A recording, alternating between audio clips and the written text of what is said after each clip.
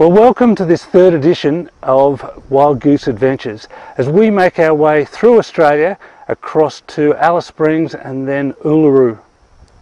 When I was planning this trip, the most daunting part was the 811 kilometres between Boulia and Alice Springs. It's notorious for its bull dust. That has brought many people unstuck, and there's only one stop for fuel at Tobermory, a cattle station along the way. This both excites me and scares the living daylights out of me in equal measures, but it's time to face the music. Let's throttle on and make our way.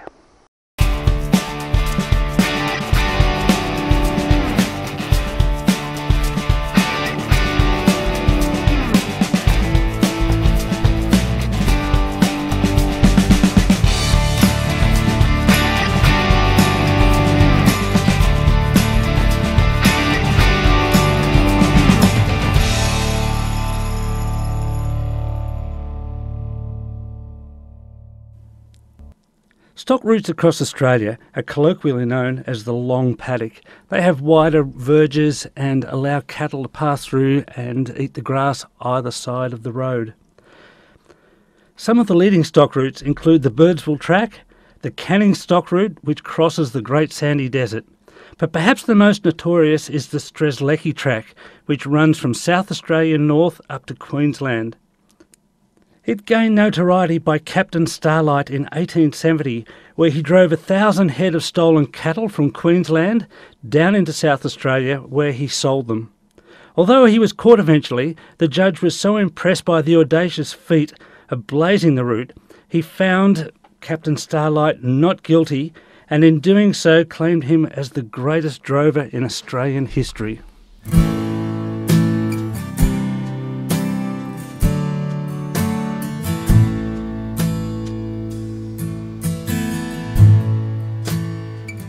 Well, here I am, pretty much in the middle of nowhere. It's my first day out. I've left Boulia.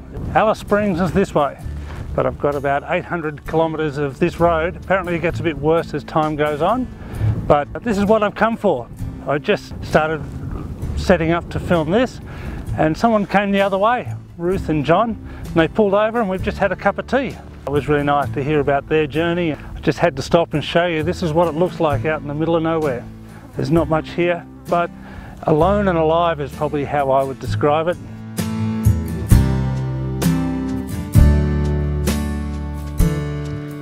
All these stock routes were made possible because of the Great Artesian Basin. The Great Artesian Basin is the largest and deepest artesian basin in the world and covers 22% underneath our great continent and stretches for 17,000 kilometres and provides the only source of fresh water through much of inland Australia. And because of that, it's kind of hard to imagine that anyone responsible would look at fracking and compromising potentially such a valuable water supply. In the 1880s, governments did tap into the water supply, allowing cattle movement between Queensland and the Northern Territory. The Plenty Highway was one of the beneficiaries of the bores, which allowed direct route from the heart of Australia to be opened up.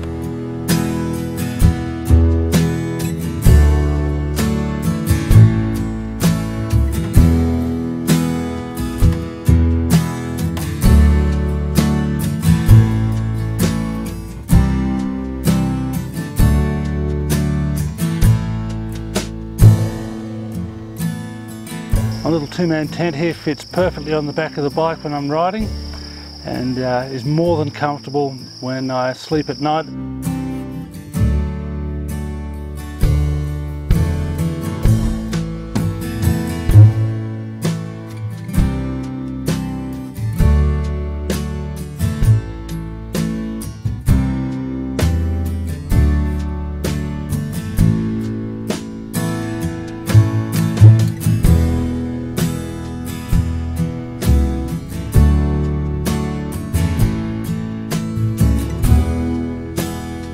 I've just come across my first big ant mound, and so I figured it was probably as good a time as any to stop and have a bit of a break. I'm nearly 400 kilometres in on the Plenty Highway, which is approximately halfway. The first half of it was pretty good.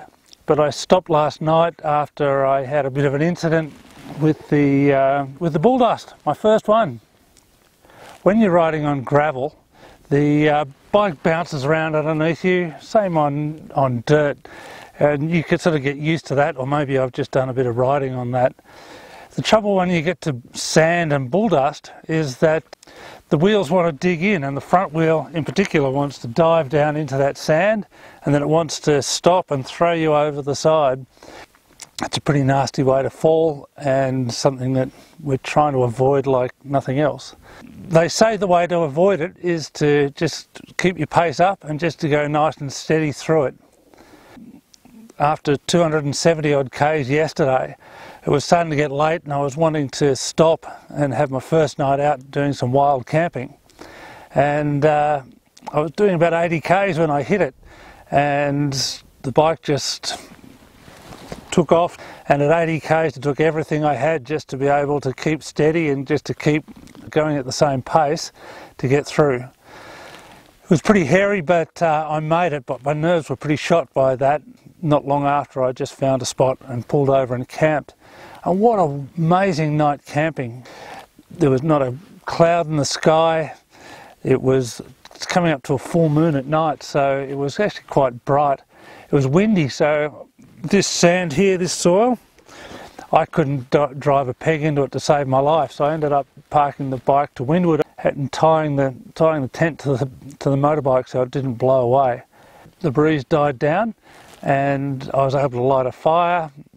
I had a walk around. I was not far from one of the cattle watering holes. I thought they might be just like a little basin or something that they put out, but no, they actually pump a big water into a dam. So right out here in the middle of nowhere, I found this beautiful little water oasis.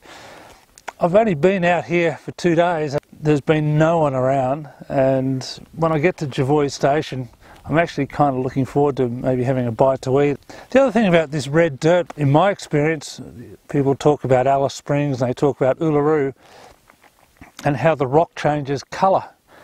The sand out here, it's red. It's amazing. There's these green tufts of grass around here on it, but the soil is just red, and early in the morning and late at night the sun reflects on that and it just looks magical. As the day progresses and the sun rises up through it, it turns more an orange colour, and then it goes a bit paler in the heat of the day. For 100 kilometres this morning, I didn't get to take any film of it because I was too busy trying to ride it. I was on the edge of my seat. I tell you, when you ride that bull dust at 20 or 30 kilometres an hour, it's much easier to stay steady and to feel a bit more confident than when you hit it at 80 by accident. I haven't fallen yet, touch wood, and I hope that I continue to keep enjoying it as much and seeing as much as I am. My first big ant mound, plenty of dust, and looking forward to breakfast just up the road. Inland Australia has a layer of fine red soil. With the track being used through the wet season, grooves and ruts are formed as cars and trucks pass over it. As the temperatures soar and the ground dries, the fine dirt with a texture more like talcum powder carries in the wind and settles across the track, filling in the ruts and leaves a smooth and seemingly flat surface, ready to catch the unaware and overconfident. Some of these drifts were knee-deep and hard to spot, even with my overcautious eyes. When the hard surface was found, it was normally full of ruts, and indeed, passing through, it felt like every part of me had been shaken to the core.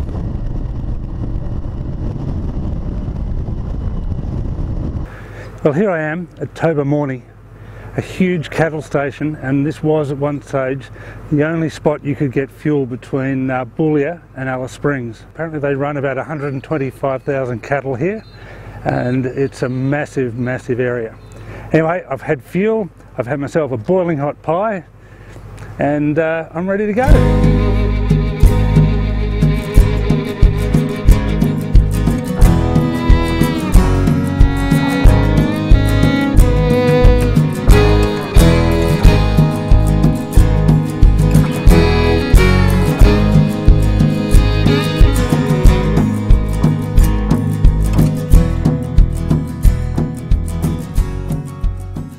As my time on the Plenty Highway drew to an end, instead of taking the safe bitumen road through to Alice Springs, I decided to make a little diversion through the Goldfields and Araltunga. Araltunga means that you pass through the McDonald Ranges, and indeed there's a stretch called the Ruby Highway as the dirt road winds between the McDonald Ranges. The sun glistens off the cliffs and is the most amazing sight, and in fact was one of my aha moments of the trip.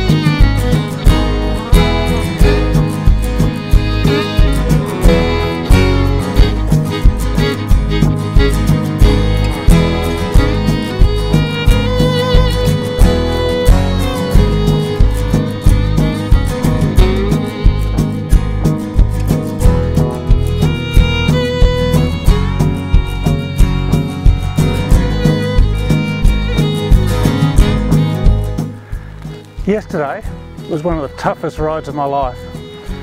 It was dirt, it was dust, there was bull dust, there were potholes, it was a mean road.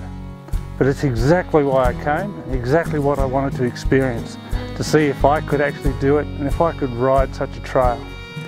I had a fantastic night the night before doing a free camp, and I was really wild camping, stopping, because that was where I got to at the end of the day. I was going to stop at an Aboriginal settlement, but being a Saturday, it was shut, and it was going to be shut today, so I kept going and I went to a place called Gemtree. Gemtree was an amazing place. The settlers there were the original family that drove over from Queensland, and they came all the way over to the Northern Territory and set up space here. Their land was eventually reclaimed by Aboriginals, so they bought a small 150,000 acre property and set up a caravan park on it. And that's where I was last night. Turning up, they said, "Oh, we're actually having a roast on tonight if you'd like to join us." I couldn't wait to say, yes, I'll be there. They told me about this track up into the McDonald Ranges. So it's true four-wheel drive country. It's been tough going, but the scenery has been spectacular. And as we've got higher, it's got greener. We've come across these ghost gums, and it's been just a pleasure to be out here. I don't have very far to travel today. I only have around 178 kilometres, so it's kind of nice to be able to take my time, and I've stopped and boiled myself a billy on the side of the road. Well, here I am at Araltunga, about 200 kilometres south of Alice Springs. Back in the 1880s, they discovered rubies, and there was a bit of a rush on to do some mining here, but the rubies were then deemed to be worthless, so it shut down. And then, as luck would have it, they found gold, and about 400 miners were out here in the early 1900s, and they found about 226 kilos of gold in that time. Eventually the place was just too rugged, and it was all too hard, and the South Australian government that ran the Northern Territory at the time decided to call it quits, and so it was decided to be demolished. There are some old ruins which I've been and had a look at back over here. There's an old homestead that is now in ruins as well, and this really is the last pub that's standing. Pete, who owns it, doesn't run it as a pub. People rent it out as a hall, and he took my $4 yesterday afternoon when I arrived, and then disappeared back up into the hills behind me to go and fix a bore. It's rugged, and I sure wouldn't want to live here, and just having a look at some of those mines yesterday and seeing some of the gravestones, yeah, this is not the place for me.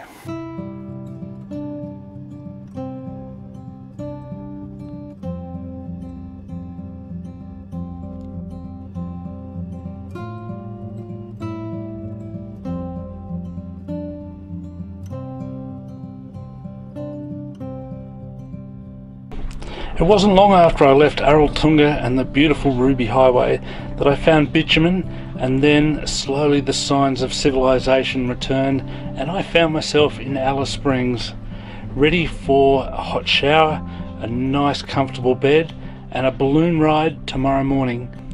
Join me next time as we take a ride in a hot air balloon and then find our way to the heart of Australia, Uluru.